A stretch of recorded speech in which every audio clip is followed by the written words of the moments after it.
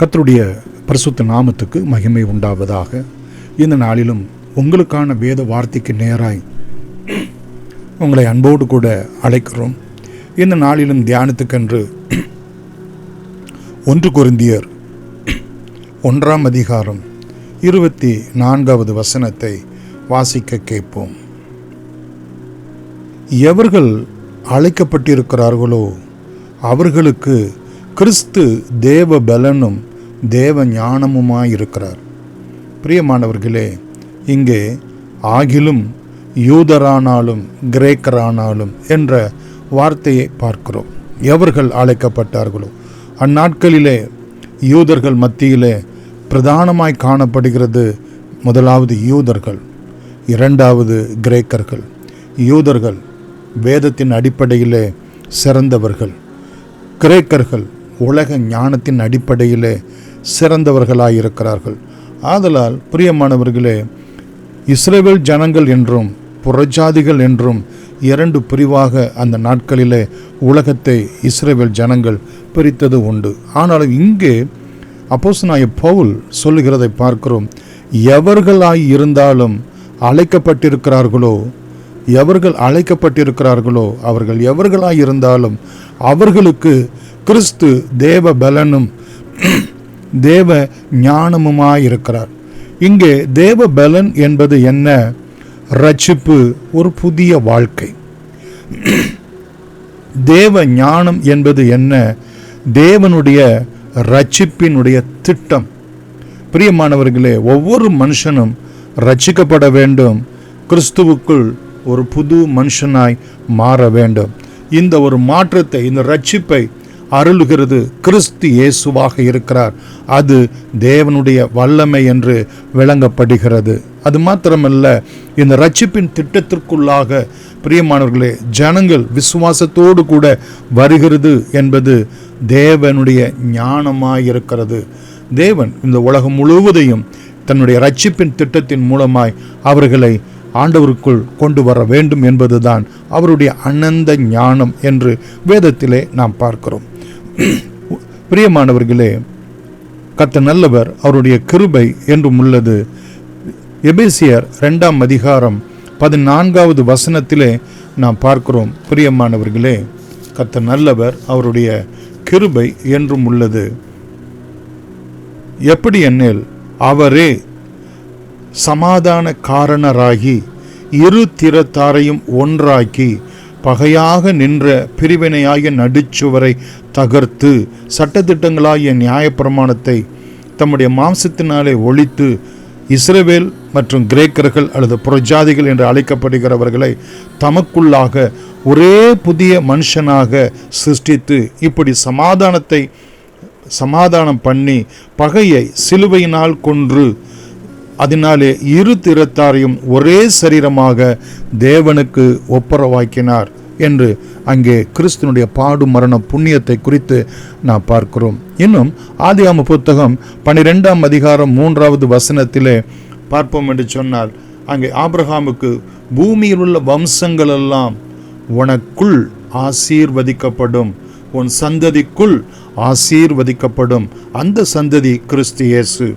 அந்த கிறிஸ்து இயேசு உலகம் முழுவதும் இருக்கக்கூடிய ஜனங்களை ஒரே புதிய மனுஷனாக்கி தேவனோடு கூட அவர்களை ஒப்புரவாக்குவதற்கு அவர் தேவனுடைய வல்லமையும் தேவனுடைய பலனும் தேவனுடைய ஞானமுமாய் நமக்கு அருளப்பட்டார் என்று நாம் பார்க்கிறோம்.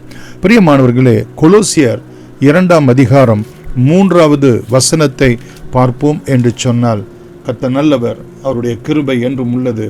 அவருக்குள் ஞானம், அறிவு என்பவைகளாகிய பொக்கிஷங்கள் எல்லாம் அடங்கி இருக்கிறது. தேவனுக்கு கிறிஸ்து இயேசுவுக்குள் நமக்கு வேண்டிய ஞானம், அறிவு என்பவைகளாகிய பொக்கிஷங்கள் அவருக்குள் இருக்கிறபடினால் இந்த ரட்சிப்பு, இந்த மீட்பின் திட்டம் நம்முடைய வாழ்க்கையிலே பூரணமாய் விளங்குவதற்கு ஏதுவாயிருக்கிறது.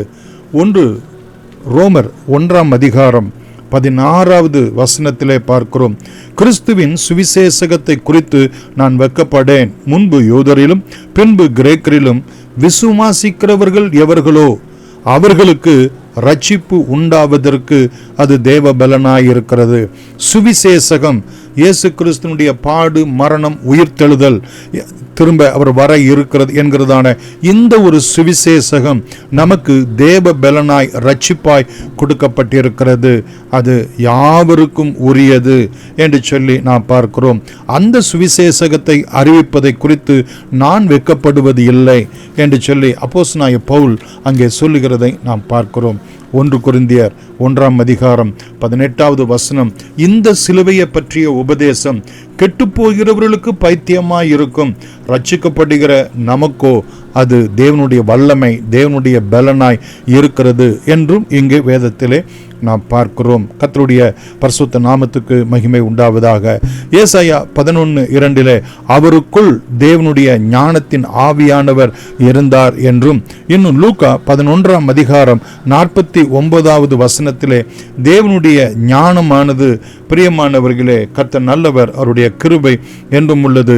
தீர்க்கதரிசிகளையும் அப்போஸ்தலர்களையும் அவர்களிடத்திலே அனுப்புவேன். தேவன் ஞானம் பிரியமானவர்களே தீர்க்கதரிசிகள் மூலமாய் தீர்க்க தரிசன வார்த்தைகள், அப்போஸ்தலர்கள் மூலமாய் நற்செய்தியின் வார்த்தைகள், இந்த இரண்டுமே நம்மை கிறிஸ்துவினுடைய ரட்சிப்புக்கு நேராய், விடுதலைக்கு நேராய், சமாதானத்துக்கு நேராய் நடத்த தேவனுடைய ஞானம் பிரியமானவர்களை அனுப்புகிறதாய் இருக்கிறது என்று நாம் பார்க்கிறோம். அது மாத்திரமல்ல, ரோமர் 16:25 முதல் பிரியமானவர்களே 27 வரைக்குள்ள வசனங்களிலே பார்க்கிறோம்.